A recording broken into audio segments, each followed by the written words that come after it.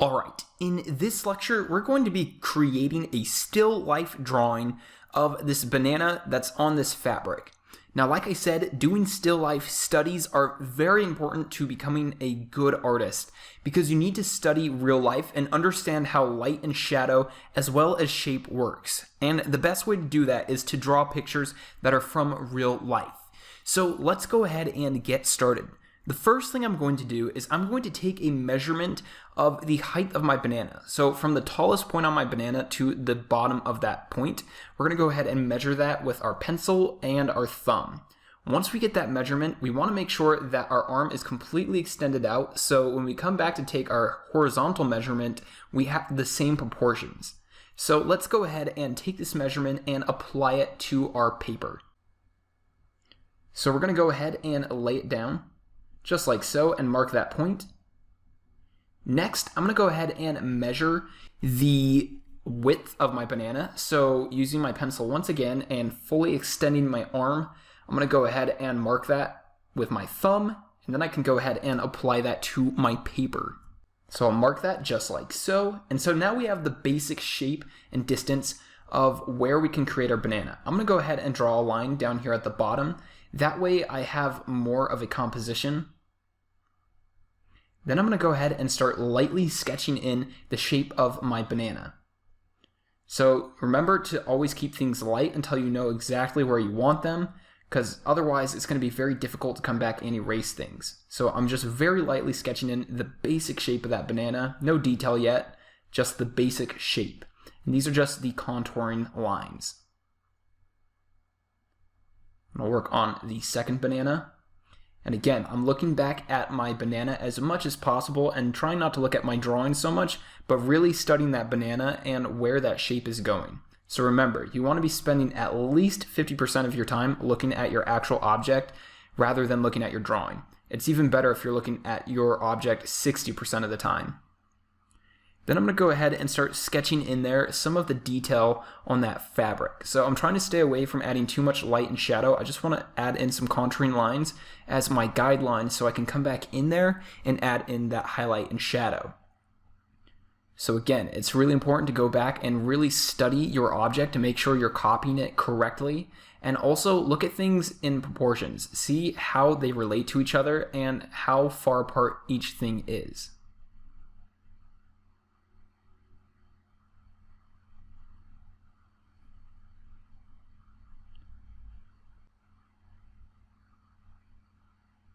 So I'll continue to add in that detail for my fabric, and I add very minimal type of shadowing in there, and for the most part I just want to make sure that I have some guidelines that I can use to create my final drawing.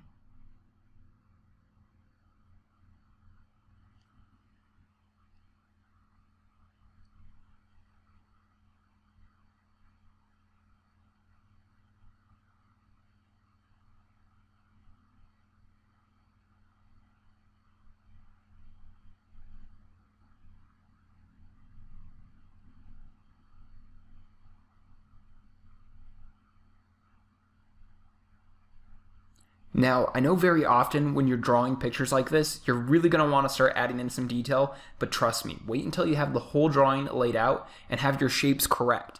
Once everything is correct shape-wise, then you're going to be allowed to go in there and add in all of your detail and shadows and highlights. You may be dissatisfied because it won't look realistic because your shapes are all off.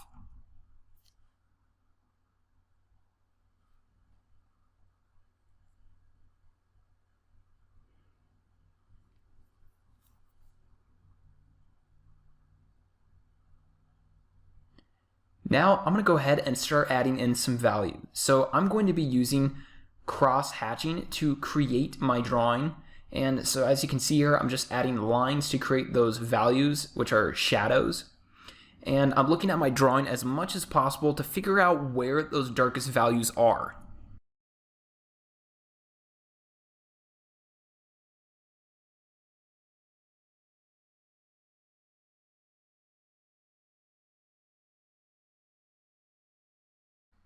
And also, don't be too quick to add in those shadows. Make sure that you're looking back at your reference or your object. That way you know exactly what you need to draw in there. So, and if you're not sure, don't add it in until you are completely sure. Or add it in very lightly so you can always come back and erase it.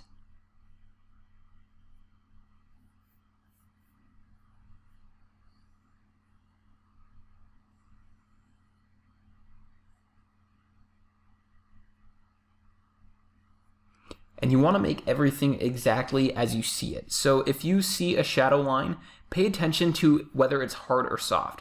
Also, pay attention if it's soft on one side, meaning that it slowly blends into the value next to it, or if it has a very hard line, meaning that there's a very distinct line between one value and another value.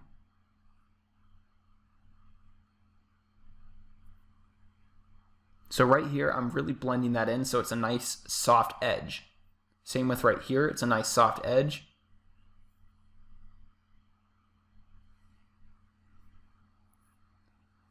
Then I'm going to start adding in some detail onto my banana stem.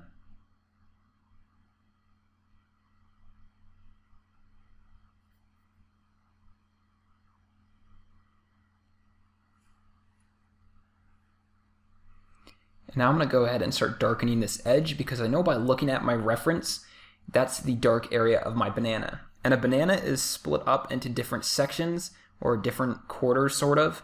And so I want to make sure I include that in there. And so now I'm adding in that bottom shadow by adding some cross hatching. And then I'm going to add some cross hatching like so to start creating that second piece of my banana or the second quarter of my banana. I'm going to darken that edge so it stands out more because don't forget we want to incorporate contrast in here. So the more dark values next to light values we have, the better it's going to look. And underneath this banana, there's going to be a lot of shadow on that fabric.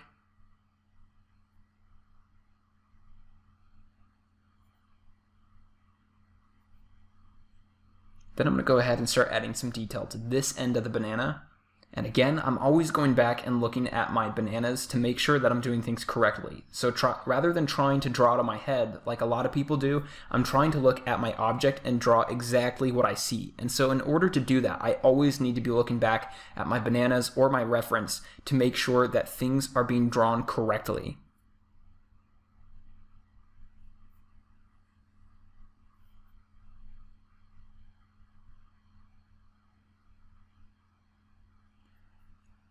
And I'm always adding things a little bit at a time. I never really jump in there and add the whole thing all at once. You'll see I always come back to areas and add in more detail, more shading, just so I make sure that I get it correctly. And just like all of our drawings up to this point, we want to make sure that we work certain areas all at the same time. So rather than working one area and then being done with it, we want to work it for a while and then move on to another area so that we can work the entire picture and never overwork an area. This will help us create a good overall drawing and help us so that we make sure that everything's in proportion and has the correct values.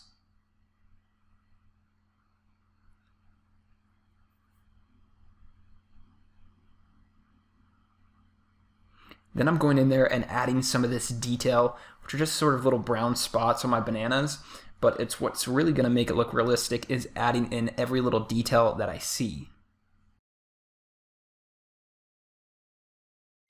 Then I'm adding in this shadow right here. So this is an example of, it may not make sense that that shadow is on that top side of the banana, but it's still there in real life. And so you need to draw it. This is why it's really important to draw from still lifes, is because you're going to encounter things that you don't encounter when you're looking at things that involve math or guidelines or anything like that.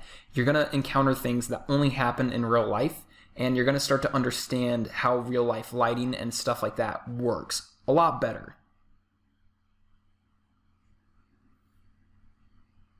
So now I'm adding some darker detail down here. And so you see, as the drawing goes on, I start to commit to a lot of these shadows a lot more by darkening them, but only once I'm completely sure they're where they need to be. So now I'm going to start darkening in this cast shadow for my banana.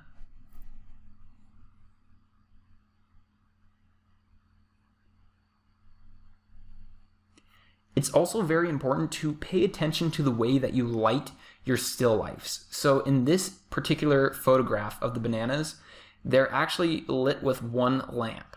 In some cases, you might want to have a lamp on both sides to try different types of lighting. And I recommend that you try lighting things in different ways and then drawing them so you can understand how different forms of lighting affect your objects.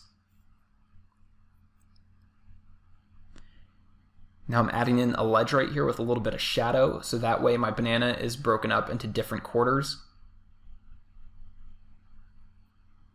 And really what I'm doing is I'm not trying to think about how the banana works. I'm just trying to copy exactly what I see, the exact shape, the exact values. I'm not trying to think how the banana is made. I'm not trying to think how it works in perspective. I'm just trying to copy exactly what I see.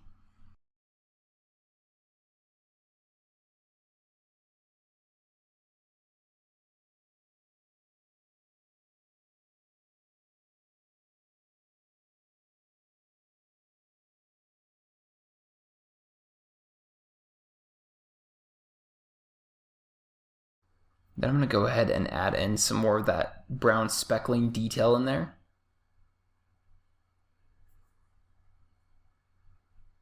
Also, notice that I wait towards the end to start adding in all of my little details. So you want to start with the biggest parts of your drawings, the things with the least detail, which are going to be your shapes and your large areas of value. And then after you start working with that, you can start whittling that down into more detail until you get towards the end, where then you're going to add in your very fine detail, such as those little brown specks and little wrinkles in your fabric.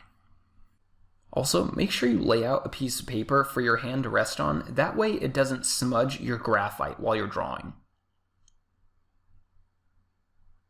Now I want the focal point in my drawing to be the bananas, so I'm creating the most contrast there, so that's where you'll see the lightest and the darkest values next to each other. So as I get out to these outer edges of my fabric, I'm going to add less contrast and less detail also, and it's also going to get a lot lighter and not be so dark. And that's how I create my focal point.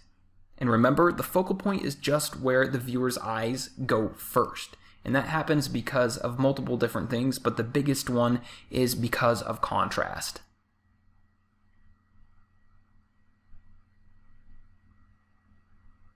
Make sure you take some time to look at your drawing and then look at the reference and make sure that everything is matching up. If you see something that's not matching up, go ahead and get in there and change it. Don't be afraid to draw or erase on your drawing.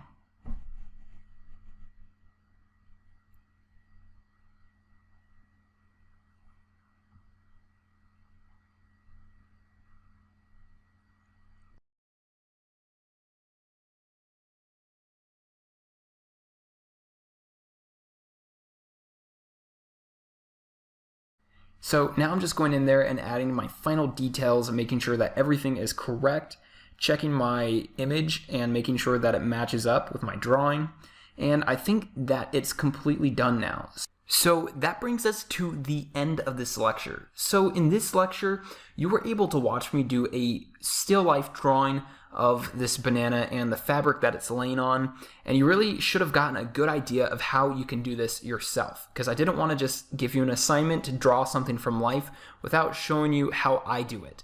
So your assignment for this lecture is to go ahead and either draw this image of the bananas, which you can download in the next lecture, or even better yet, and I really highly recommend this, find your own objects to draw and lay them out and go ahead and do a still life drawing of that and try to copy exactly what you see.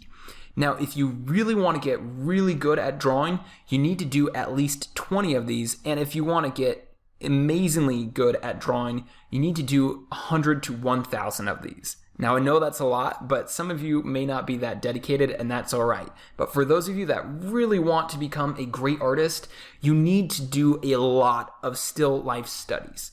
Thanks for watching this lecture, and I really look forward to seeing you in the next one.